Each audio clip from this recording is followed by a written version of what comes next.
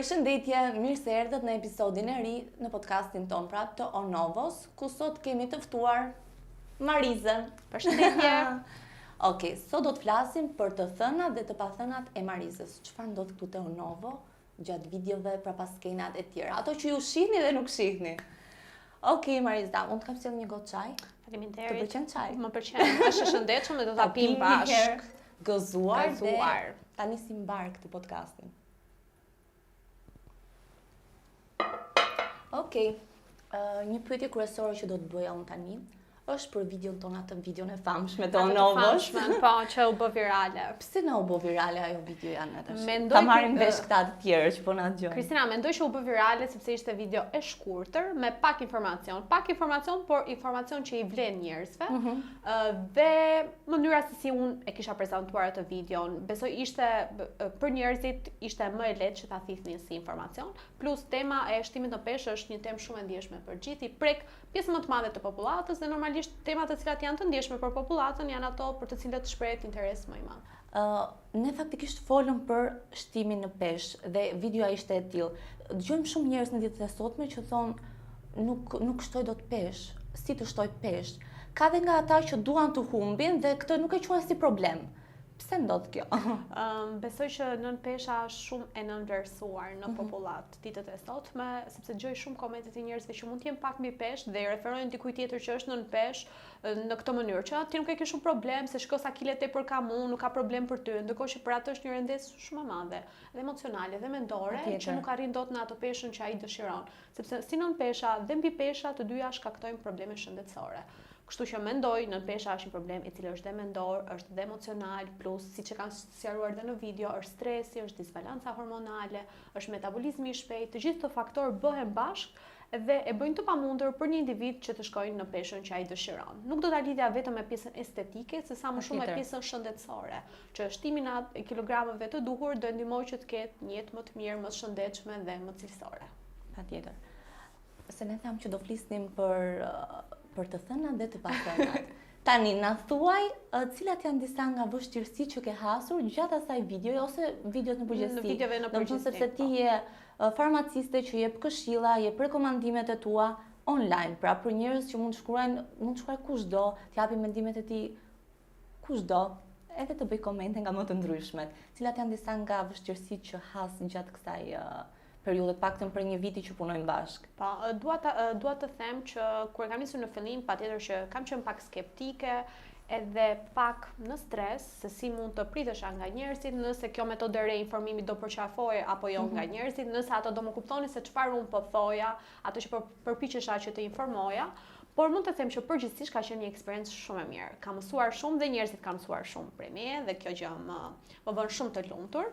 Plus ka qenë një proces që kemi mësuar të dy, patjetër që unë kam dhënë informacionet e mia, kam marrë shumë komente pozitive, dashamirësi, shumë dashuri nga njerëzit dhe e kam ndjer dhe për këtë jam shumë e lumtur. Por si çdo punë, normalisht që ka të vështirësitë e veta.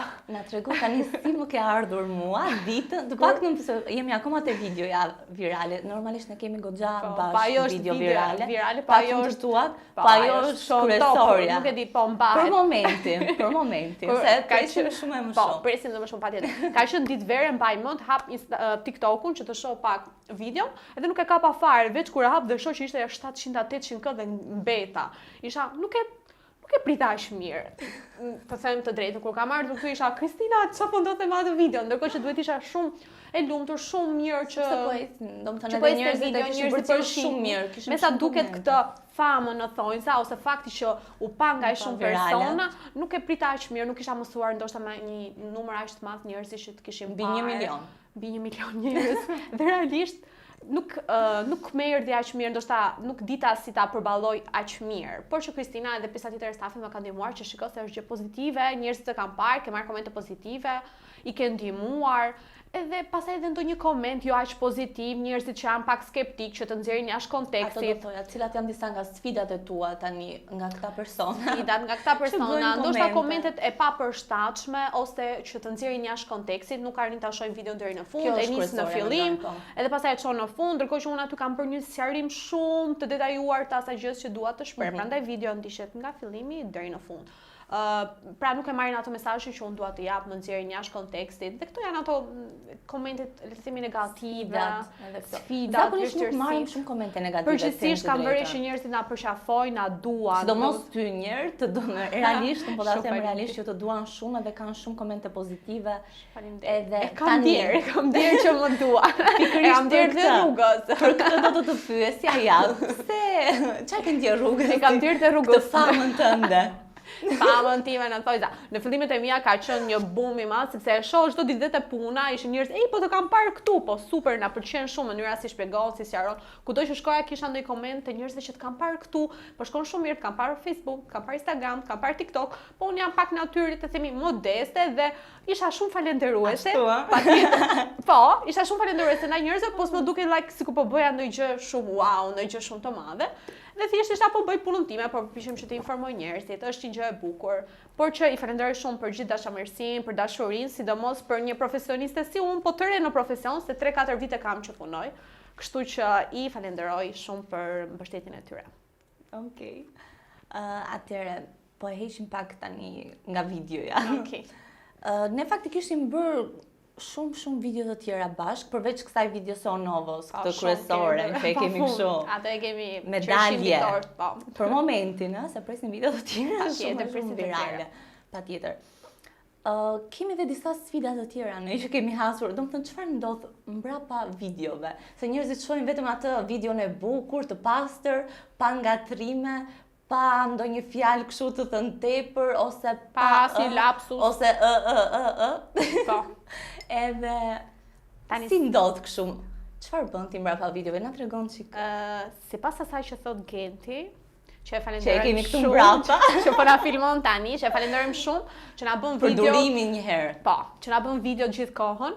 Sipas asaj që më thot Genti, un jam okay, nuk ngatrohem shumë, nuk bëj shumë gabime, jam e rrjedhshme në atë gjën që dua të flas, por ka dhe momente Kristina që thjesht je shumë e lodhur, që si në formën më të mirë. Jo, ke një gjë tjetër ti që ti flet shumë shpejt dhe Genti ta tha në fillim të videos. Edhe këtë e kam, do të kuptoni edhe ju tani që po flas. Edhe njerëzit madje ja thonë për komente dhe kudo që mos fol kaq shpejt. Po, duhet ta ul pak atë ritmin. E kam këtë që flas shpejt, thjesht dua t'i them dhe t'jem e rrjedhshme në atë gjën që dua, e artikuluar në atë gjën që dua të shpreh, dhe ndoshta është kjo që është edhe natyra, pak e gabuar, po. Është edhe natyra ime. Njerëzit duan edhe video të tilla që ta kuptojnë mirë mesazhin, pra ta marrin formën e duhur. Po pastaj them që njerëzit më pëlqejnë për këtë që jam unë dhe të tjerët të pëlqejnë për atë që japin, mua më pëlqejnë për këtë që jap. Prandaj na thonë gjithë je Mariza ti, jo, nuk jam Mariza. Kështu që Mariza ka një gjë që e diferencon nga të tjerët, dikush tjetër ka një gjë që e diferencon, gjithë jemi ndryshe për atë që ne jemi dhe atë që ne japim. Por që përgjithsisht ato që ndodh pas videove mendoj që shkojnë mirë, mendoj që ja dalim gjithmonë dhe kur jemi shumë të lodhur dhe kur simi në formën e duhur, mendoj që videot dalin cilësore dhe të mira për njerëzit që i ndjekin. Tani të kalojmë në një temë pak më sensitive, do thoja unë, që është puna jote si farmaciste, sepse përveç se ti bashkëpunon me ne, patjetër je pjesë e banakut, pra pjesë e një farmacie ku njerëzit i sheh dhe i takon çdo ditë. Një ndër pyetjet kryesore është edhe unë vetë, ose ndoshta dhe shoqet mia, edhe të afërmit e mi, kemi shkuar patjetër një herë, ose dhe ju. Kemi shkuar patjetër një herë tek farmacistja kur kemi qenë ndoshta të stresuar, ose kemi pasur pagjumësi, ose probleme të tjera, na jep diçka, më jep një medikament, për shembull. Pse ndodh kjo? Domethënë që njerëzit akoma nuk janë në atë formën e duhur ose nuk janë, se mund të themi, edukuar për suplementet, që ka pra vitamina dhe jo të kalon direkt te medikamentet, përveç se pjesës që nuk jepen njëherë pa rekomandimin e mjekut. Ta shpjegojmë pak këtë pjesën sepse është goxha sensitive, edhe njerëzit që na pyesin madje edhe në live kur bëjmë bashkë. Po, ne çdo live që bëjmë ose çdo video e theksojmë që janë suplemente, është shumë e rëndësishme. Se rekomandoni medikamente, domethënë na thonë gjithmonë. Medikamentet absolutisht, pra nga puna ime e përditshme, si tha dhe Kristina, sepse unë punoj në Banak si farmaciste kam prej 4 vitesh tashmë dhe mund të them që kam parë pacient nga më të ndryshëm, situata nga më të ndryshmet. Dhe mos edukimi ose nuk pranojnë të informohen për rëndësinë e suplementeve në shëndet, e has çdo ditë. Më duhet një punë shumë e madhe që ti rekomandoj një pacienti një suplement, sesa ti rekomandoj një medikament, kur flas medikamente gjithmonë OTC, më lehtë kam të shes një medikament sesa një suplement. Dhe sidomos flasim për pjesën e sistemit nervor qendror, që absolutisht duhet kemi theksuar në çdo video, duhet konsulta me mjekun specialist. Farmacisti ka të drejtë dhe mund të rekomandoj vetëm suplemente kur bëhet fjala për sistemin nervor qendror. Dhe suplementet janë shtesa ushqimore të cilat janë të nevojshme, esenciale, janë thelbësore për shëndetin e pacientëve.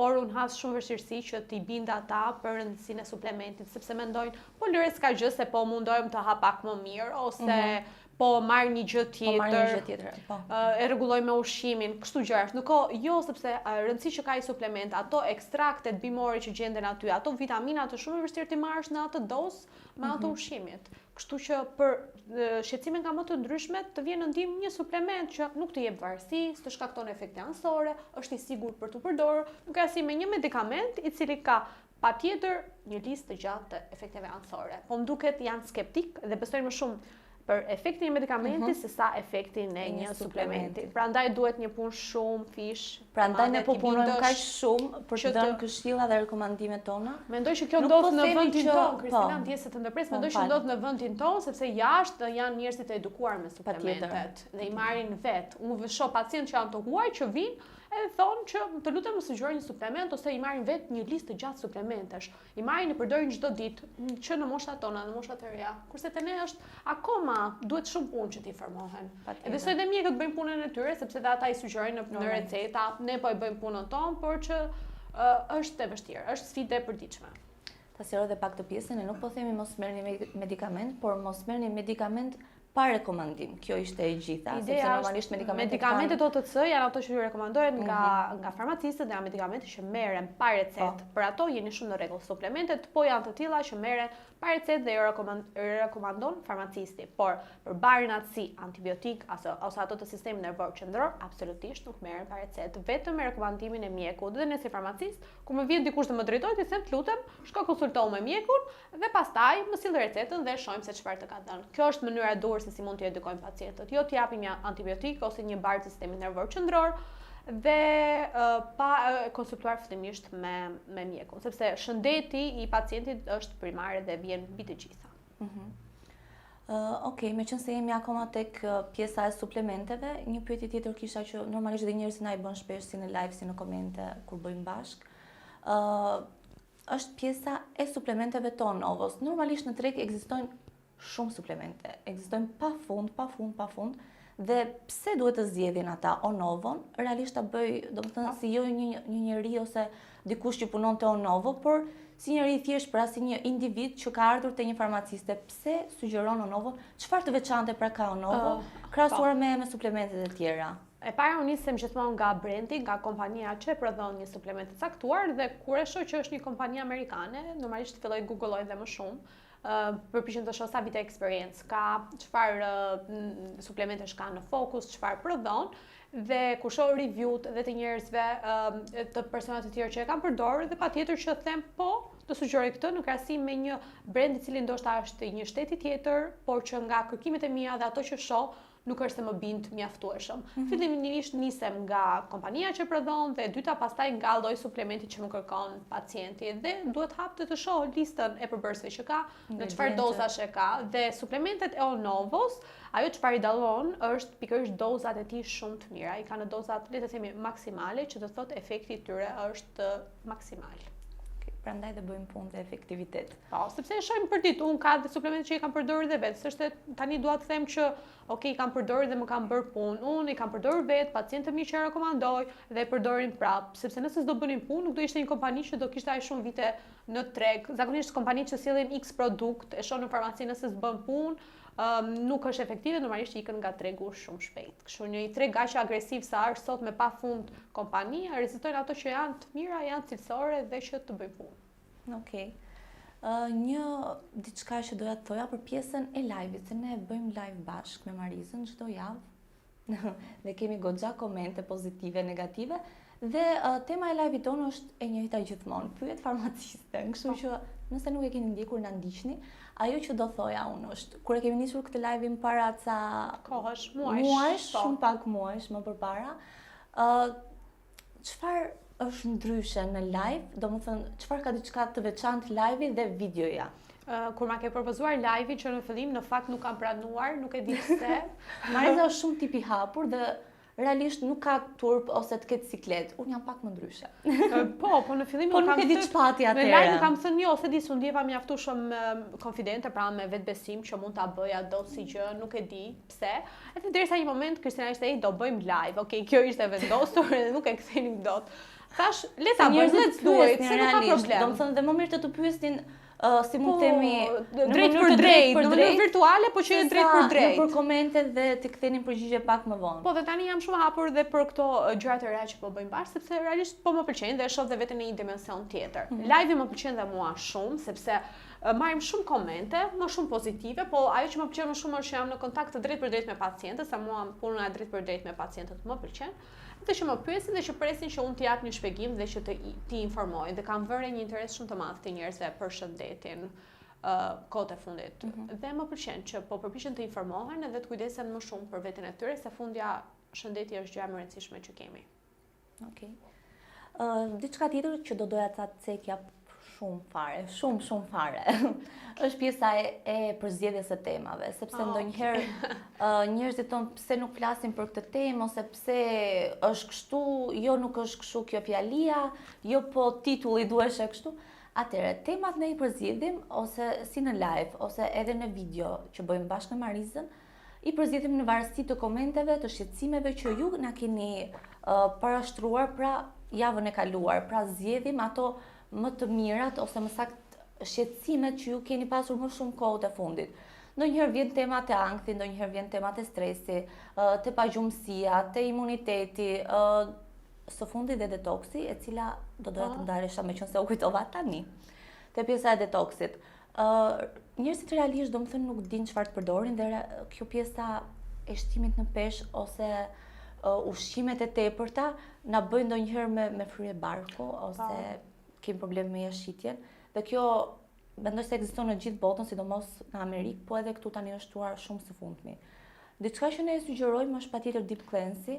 Mariza e ka shpjeguar disa herë, por ajo që doja ta pyesja unë është pse janë shtuar këto temat së fundmi, domethënë për pjesën e detoksit. Realisht njerëzit për pjesën e detoksit, tretjes, janë bërë më konfident ose e din pak a shumë se çfarë është detoksi, nuk janë më si më përpara që nuk e din rëndësinë e tij.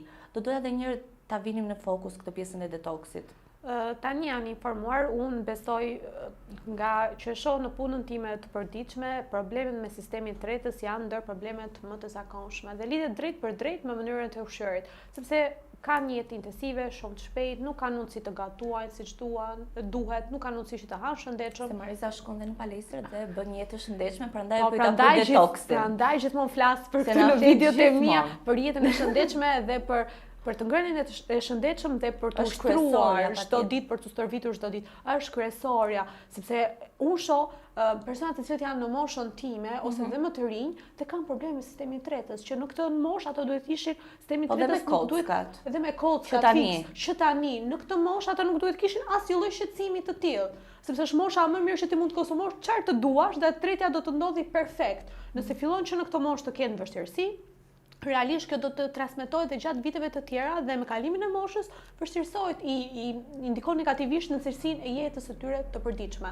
Dhe kam thënë dhe kam stërthënë, hani shëndetshëm, eliminoni ato ushqimet e shpejta, pjetë gazuara, gjërat në market. Okej, mund të konsumosh një herë në disa kohë, po ideja është shëndeti varet drejt për drejt vetëm nga ajo çfarë ne konsumojmë çdo ditë. Një dietë ushqimore që ka në bazë proteina, që ka në bazë fruta, perimet, edhe kjo do t'ju eliminojë shumë nga ato shqetësimet me probleme me sistemin tretës, siç mund të jetë tretja jo e mirë, fryrja e barkut, gazrat e shtuara dhe jashitje jo e rregullt.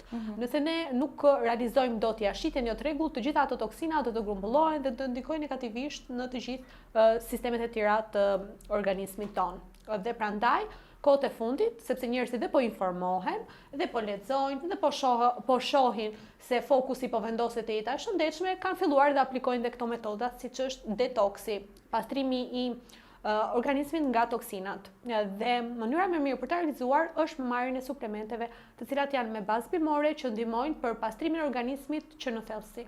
Atëherë do doja të ndalesha tek grup moshat, sepse ne si Onova ose si kompani farmaceutike kemi në fokus disa grup mosha, pra që të rinjt ashtu edhe deri tek moshat e treta. Marisa, çfarë këshille ju jep ti të gjithëve këtyre? Ndoshta duke i ndarë në grup mosha ose të gjithëve, si persona dhe si individ? Të gjithëve. Këshilla që jap unë të gjithë njerëzve që thuajse e përmend në çdo video dhe e kam të njëjtë dhe nuk do ta ndryshoj, është e para hani mirë, hani shëndetshëm, kontrolloni cilësinë e ushqimit që ju konsumoni çdo ditë, ndihemi çfarë ham është realisht e vërtet. E dyta, shkoni në palestër, stërvituni. Këtë po e thot një njeri që stërvitet 5 herë në javë dhe por me të tjerët kështu apo? Ja, që të ne që ndjemi motivohesh edhe keq, ti. ne që s'bëjmë kështu palestër 5 Që të herë në javë. motivohesh të shkosh edhe ti në palestër. Qoftë nëse nuk ka realizuar dot 5, 3 ose 4 duhet ta bësh patjetër që çdo njeri e gjen 1-2 orë në ditë për të përkushtuar vetes dhe trupit të tij. Nuk ka justifikime për këtë gjë, të lutem. Po e thot një njeri që është full dhe prap palestrën e ka prioritet. Edhe e treta, mos neglizhoni rëndësinë e suplementeve. Efektet e tyre aq të mira, aq pozitive, realisht mos i merrni thjesht si diçka që nuk do më funksionoj, nuk do më bëj punë, e marr kot. Nëse e pi siç duhet, ashtu siç ta rekomandon farmacistja për atë periudhë kohe, e merr në orarin dhe në faktin e duhur, efektet e tyre janë shumë pozitive. Këto ishin. Okej, Marisa, unë të falenderoj shumë për këtë bashkëbisedim. Megjithëse e bëjmë çdo ditë, ishte pak më ndryshe, por që ishte për t'ju treguar juve. Ju falenderoj që na ndoqët deri në fund të videos. Për ata që s'na kanë ndjekur, bëjeni një share te të tjerët, që të ndjekin këto këshillat e Marisës, edhe na bëni sa më shumë like, follow, share, në mënyrë që të merrni rekomandimet e duhura nga personat profesionistë, siç janë këtu te Onova. Mos harroni të bëni subscribe. Pafshim!